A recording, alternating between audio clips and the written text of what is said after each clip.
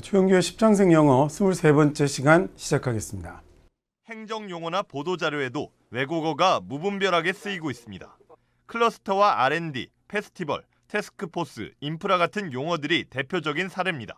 오늘 10장생 영어 23번째 시간은 그 기존의 한 가지 소재 또는 주제를 정해서 여러분하고 관련된 어휘나 표현들을 배우던 것과 다르게 오늘은 조금 다른 주제를 잡아봤습니다. 자, 그 이유는요, 오늘이 한글날입니다. 물론 지금 여러분이 이 강의를 보시는 날은 보시는 분들에 따라서 서로 날짜들이 다 다르겠지만 제가 지금 강의를 촬영하고 있는 이 시간은 한글날이거든요. 그래서 여러분에게 오늘은 어떤 이야기를 드리려고 하냐면, 비록 제가 여러분에게 영어를 가르치는 사람이고 여러분이 좀 더 영어를 쉽게 익히고 잘 쓰실 수 있도록 도움을 드리는 사람이지만, 자, 우리가 항상 머릿속에 가지고 있어야 될 건 우리의 문화를 지켜왔고 우리의 문화를 전달해왔고 우리가 또한 우리가 넘겨줘야 될 문화, 우리의 것들을 이루고 있는 것들은 우리말과 우리글이라는 거죠. 그래서 가장 우리가 지키고 아껴야 될 것은 우리말과 우리글입니다 라는 걸 오늘 한글날을 맞이해서 여러분에게 10장생 영어 23번째 시간에 꼭 말씀을 드리고 싶습니다. 자, 물론 제가 가급적이면 영어 사용을 자제합시다 라고 이렇게 얘기를 드리면 그렇게 말씀을 하시는 분들도 있어요.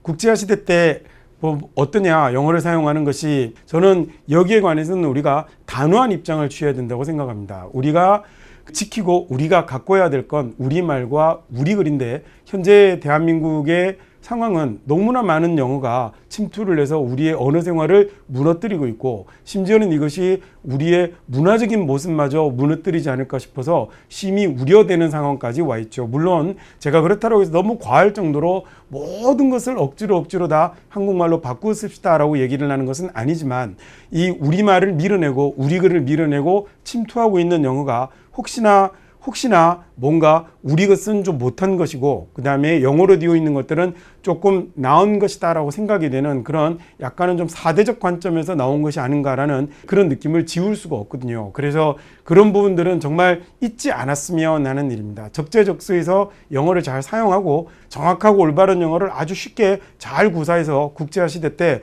대한민국을 강국으로 만드는 언어적 도구를 영어로 사용하는 것은 대단히 중요한 일이지만, 그래도 우리의 정신을, 우리의 문화를 지키고 가꾸어 나가야 되는 언어적 도구는 우리말과 우리글이라는 사실을 절대로 잊지 않으셨으면 좋겠습니다. 그래서 만약에요, 요즘 사람들 사이에서 많이 쓰이는 말입니다. 갬블링이라는 말 무슨 말인지 아시잖아요, 그죠? 자, 그리고 또 레시피라는 단어가 요즘 이렇게 먹방 이런 것들 많이 하잖아요. 요리 방송 이런 거 보면 수도 없이 방송에서 레시피라는 단어가 사용이 되고 있고 나오고 있습니다. 자, 그런데 흔히 이런 말을 들을 때 여러분은 너무나 익숙해서 심지어는 우리말 같은 느낌이 들기도 하는데, 여러분은 이런 말을 사용하는 데 대해서 어떤 생각이 드시는지요? 자, 또는 심지어는 어린 아이들마저도 이렇게 피자를 파는 가게에 가면 아주 쉽게 토핑이라는 말을 잘 사용을 하는데, 이런 말들을 들을 때 여러분은 어떤 느낌이 드십니까? 너무나 쉽게 말을 내뱉고는 있지만, 만약에 갬블링이라는 자리를 노름으로 대체를 한다면 여러분은 이 단어에 대한, 갬블링이라는 단어에 대한 느낌이 갑자기 변하시지는 않으십니까? 레시피라는 단어는 굉장히 근사해 보이는데 이걸 조리법이라고 얘기를 해서 촌티가 난다고 생각이 들면, 그래서 노름은 촌티가 나고 그 다음에 조리법은 촌티가 나서 근사해 보이려고 갬블링이나 레시피라는 단어를 쓰고 있는 거라면, 그렇다면 부정하기 싫겠지만 이건 언어에 있어서 사대적인 모습을 취하고 있는 것, 절대로 그걸 부정할 수 없다고 생각을 하거든요. 이것이 같은 뜻을 가지고 있는 것인데 영어를 사용하면 근사해 보이고 한국어로 쓰면 없어 보이고 촌티나는 거라면, 정말 그런 생각은 우리가 정말로 뜯어 고쳐야 될 생각이 아닌가라고 생각이 듭니다. 그리고 이것이 오히려 한국어를 이용하는 것으로 우리가 우리의 전달하고자 하는 의미를, 우리의 생각을 더 잘 전달할 수 있다면 한국어를 쓰는 것이 훨씬 더 효율적이고 너무나도 당연한 언어 사용 방법 아니겠습니까? 토핑이라는 단어를 아이들에게 어떻게 바꾸면 좋겠니? 우리말로는 뭐라고 하니? 라고 이렇게 물어보면 대답을 하는 경우를 거의 본 적이 없습니다.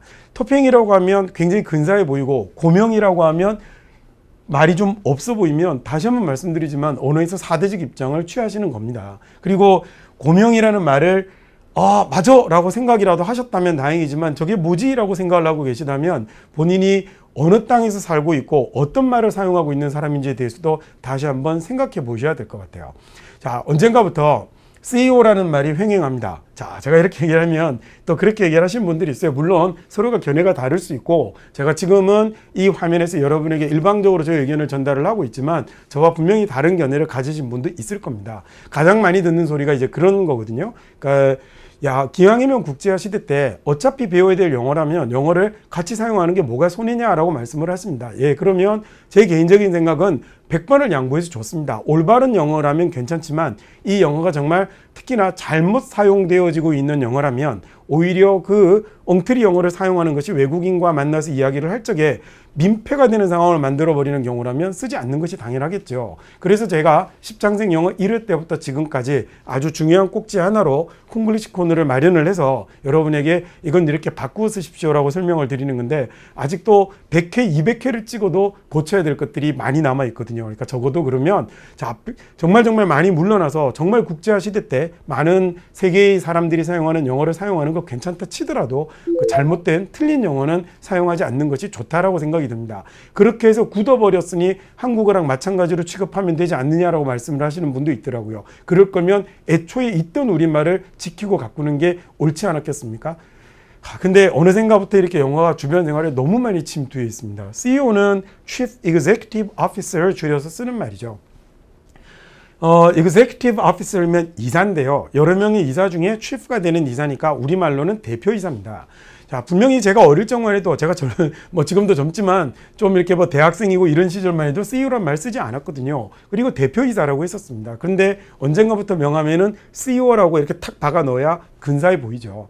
자, 여기서 보셔서 아시겠지만 오피서리 여러 명 있지 않으면 CEO는 없는 거거든요. 근데 개인 기업체를 가지고 계시는 분들마저도 본인이 1인의 이사임에도 본인이 CEO라고 소개를 합니다. 이런 엉터리 영어가 사용이 되어서는 안 된다는 얘기죠. 자, 그리고 차마 정말 이런 건 눈을 뜨고 봐줄 수 없는, 자, 언젠가부터 여러분 그 식당 같은 데 가시면 빌지라는 말을 쓰죠. 이걸 이렇게 풀어보면 이렇게 생겼습니다. 얘도 우리말이 아니고 얘도 순우리말은 아니죠. 그죠? 자, bill이라는 명사가 계산서입니다. 그래서 실은 bills라는 말은 계산서라는 말이 되거든요.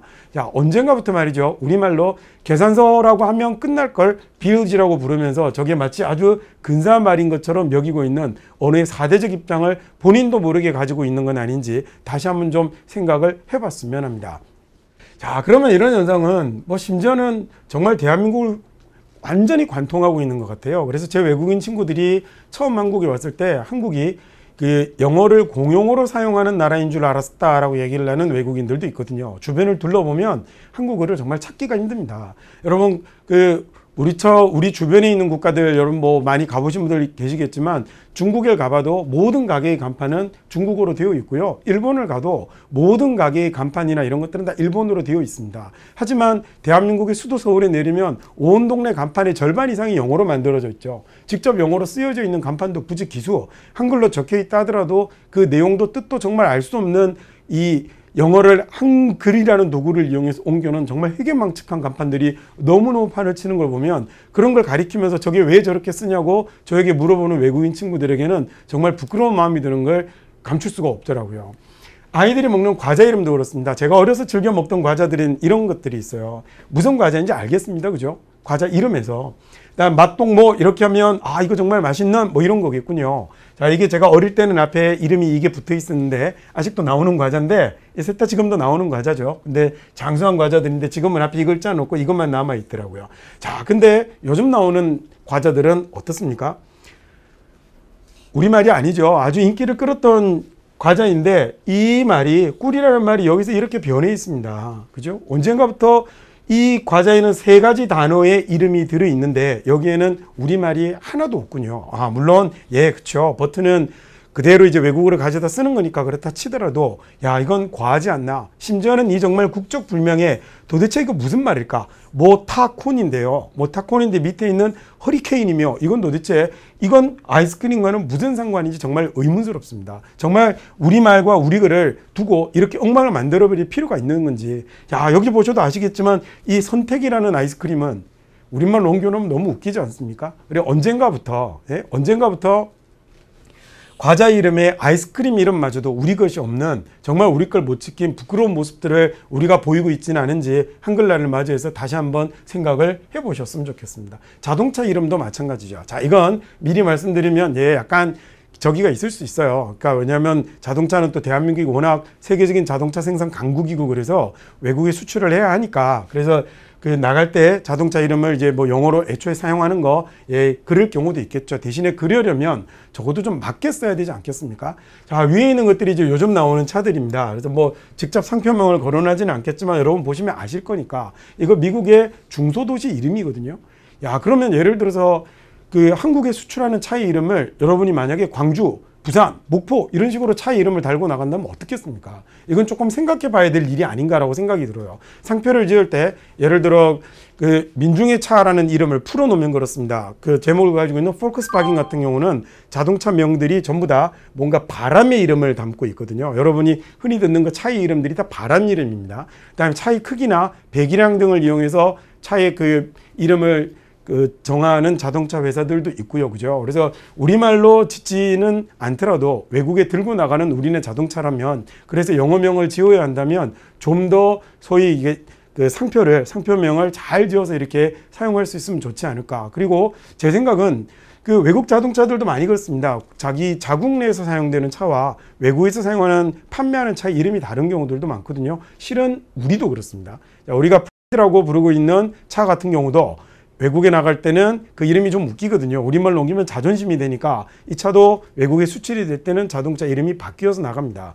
자, 그러면 기왕 그럴 거면 국내에서 사용하는 우리네 자동차면 이런 이름을 가지는 것도 좋지 않았을까 모르시죠? 이게 예전에 이제 저 꼬마 때 다니던 차죠. 맵시라는 이름을 가지고 있는 세안 자동차, 지금은 이제 없어진 자동차 회사입니다.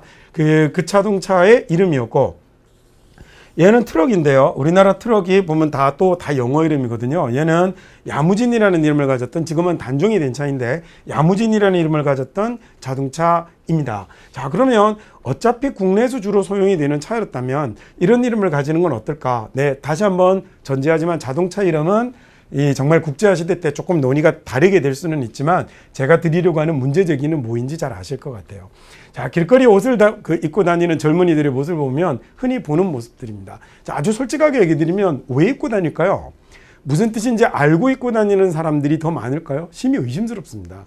얘는 캘리포니아 대학교 LA 캠퍼스라는 뜻이죠. 자, 저걸 캘리포니아 대학교 학생이 아닌데 입고 다닙니다. 자, 본인이 S대학교 학생이 아닌데 S대학교 티셔츠를 입고 다닙니까? 그러지 않습니다. 자칫하면 욕먹죠. 근데 이건 왜 입고 다닐까요? UCLA가 무엇의 에크로님인지는 정확하게 다 알고는 입고 다니는 걸까요? 자, 모자에 NYPD 또는 LAPD 이런 모자를 쓰고 다니거나 옷을 입고 다니는 사람들이 굉장히 많습니다. 여러분이 오늘 제 얘기를 한번 들으셨다면 주변을 한번 보십시오. 여기 옷에 한글이 적혀 있는 경우는 거의 찾아볼 수 없습니다. 과연 여기가 한국인가 싶은 그런 생각이 들거든요. 있어 보였습니까? 멋져 보였습니까? 뉴욕 경찰이라는 얘기거든요. 예, LA 경찰입니다. 이 뒤에 있는 PD가 Police Department입니다. 만약에 어떤 사람이 야, 서울 모모 경찰서라는 이런 모자를 외국인이 탁 쓰고 다닌다면 여러분은 어떤 생각이 드세요? 이야, 정말 멋진데? 라고 생각이 드십니까? 예, 제 친구, 외국인 친구들이 이 NYPD라는 모자를 쓰고 다니는 사람들을 보면 그렇게 웃긴답니다. 여러분에게 어디 경찰서라는 모자를 여러분에게 쥐어주면 여러분은 쓰고 다니시겠냐고요. 정말로 단지 이 꼬부랑 글자 때문에 우리의 자존심을 팔고 있었던 건 아닌지, 그리고 정말 내 마음속에 이 꼬부랑 글자에 대한 열등감, 그 다음에 우리 것들보단 저게 더 좋은 거 아니야 라는 그런 생각이 혹시나 들어있었는지는 않았는지 다시 한번 한글날을 맞이해서 여러분이 이건 다시 한 번만 생각을 한번 해보셨으면 좋겠습니다. 자, 그래서 저도 여러분에게 그 약속을 드리길, 저야 뭐 영어를 가르치는 것이 직업인 사람이니까 여러분에게 좀 더 쉬운 영어를 좀 더 재밌게 전달하려고 애는 많이 쓰겠으나 저 또한 영어를 가르쳐야 되는 그 시간 말고는요, 우리말과 우리어를 아끼고 주변 사람들에게 널리 우리말과 우리어를 사랑합시다라고 열심히 말하고 다니겠습니다. 십장생 영어 23번째 시간은 이렇게 우리말과 우리어를 사랑합시다라는 이야기로 마치겠습니다.